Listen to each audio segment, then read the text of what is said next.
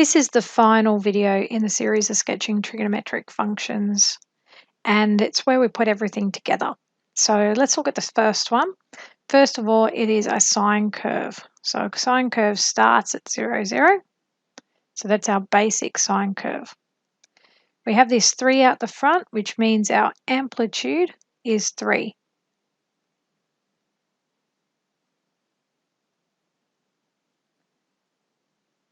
Now I'm going to incorporate that with the vertical translation at the end, because this amplitude of 2 means we would normally go from -2 to 2. But we have a vertical shift 2 units up. So that means my min is now -2 plus 2, which is 0. My max is 2 plus 2, which is 4. And if you wanted to think about your median point, that would go 0 plus 2, which is 2. Move across, we have our 2 in front of the bracket, so it's been factorized out, which is nice. So that tells us our period. So our period is equal to 2 pi divided by 2, which is pi. Divide period by 4, which is pi over 4.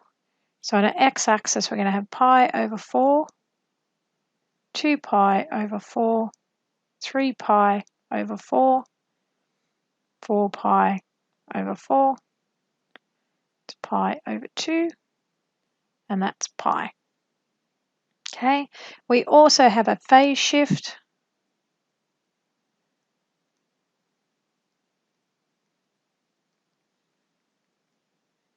So our phase shift is minus pi on 4. So that means we are moving right pi on 4 radians. But we're going to worry about that at the very end for the simple reason that that matches our x-axis scale. So go and draw your axes. So I have my axes and I've drawn the x-axis quite low because I've translated up, and my minimum is 0. So I want to be able to fit everything. Label my axes X and T.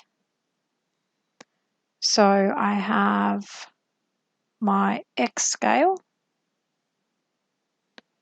pi on 4, pi on 2, 3 pi on 4, and pi. And I'm going up to 4. So 1, 2, 3, 4 on my y-axis. Okay, draw your dotted lines in. If they help, use a ruler, not like me. And our x-axis is part of it because that's our min.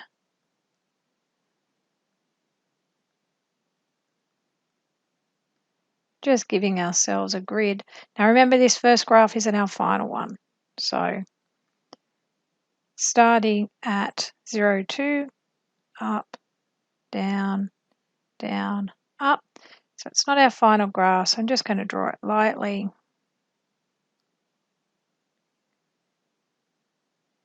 Because now I have that phase shift, or that horizontal shift, that's going that way, pi to the right, pi on 4.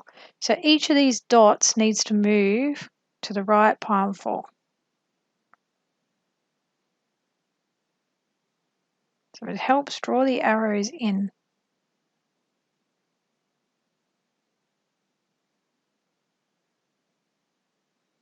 Now you can either draw in another dot, or if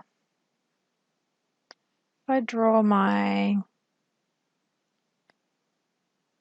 curve in, what I can do is just take it back to the axis.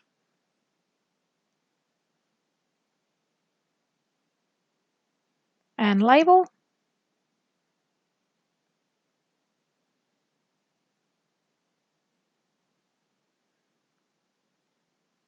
And we are done.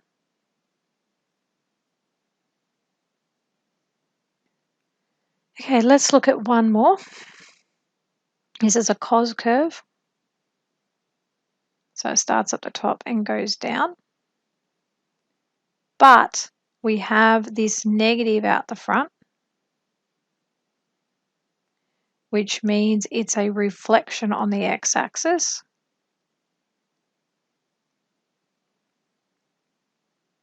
So this curve here is actually going to start down the bottom. Okay. I need to factorize out. So I've got y equals negative 2 cos 3t plus pi minus 1. Y equals negative 2 cos 3 bracket t plus pi on 3 minus 1. Some big brackets around that. Okay. We have the negative 2, the 2 out the front. So my amplitude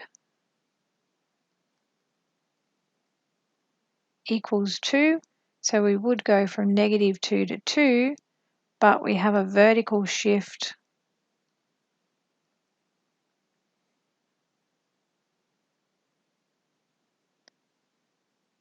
of minus 1. So 1 unit down. So my min is going to go from negative 2, take 1, negative 3. My max is going to be 2 minus 1, which is 1. And my median point, which is normally be 0, minus 1, is going to be negative 1. Period.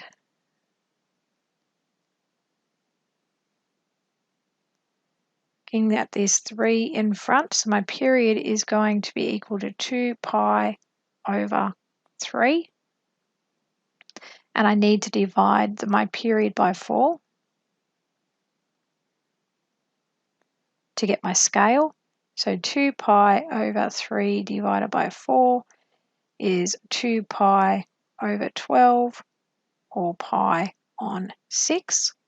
So I'm going to have pi on 6, 2 pi on 6, 3 pi on 6, 4 pi on 6. Simplify, pi on 3, pi on 2, 2 pi on 3. Phase shift plus pi on 3.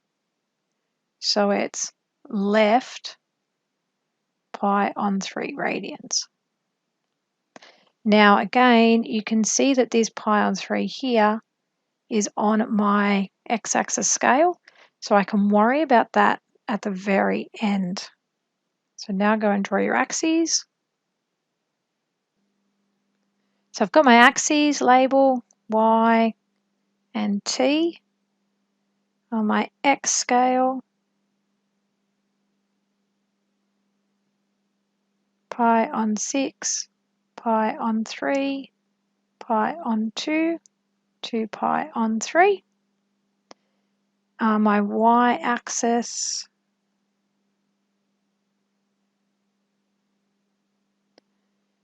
my maximum is 1 and my minimum is negative 3. So draw in your dotted lines, your grid to help you. So you need your min, you need your max, and your median point is also a good one to have. So you don't make any silly mistakes when you're drawing your curve. And people do, if they often go to put the x-axis as their median point accidentally. So this grid will definitely help you. This is not my final curve. Now I'm starting looking at my standard graph that I started with. I'm starting down the bottom. See, this is where people go wrong. They go to the x-axis, whereas you're going to midpoint, then you're going to the top, then you're coming back to midpoint, and you're going to the bottom. Again, just a light curve because it's not your final.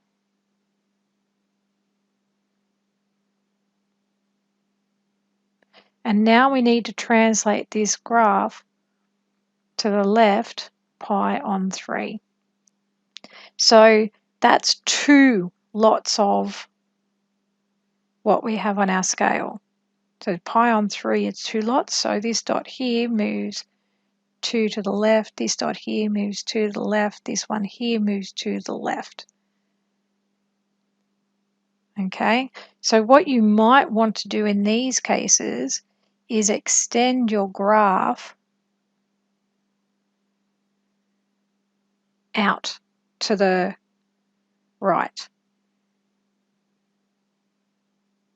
That's what I mean. If I extend that dot there, I now know that that one goes to this dot here. Because remember, it says showing one complete cycle. If you follow the pattern of your graph, you can do it without any excess points because you're just following that pattern. So there is your complete cycle there.